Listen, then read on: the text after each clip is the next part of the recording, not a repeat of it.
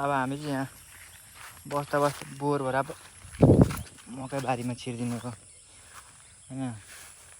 अरे मकै त आम्मामा मकै हानिदिउँ क्या हो गोजीतिर ल एक दुईवटा झ्यापझुप हालेर चलिदिनु पर्छ क्या हो मकै। चराहरू पनि दामी दामी छ है। ओहो भ्युज त ओभर छ है ओभर। घाम लागेर अलिअलि काले भएको पनि पुरै डरेर मर्ने भयो।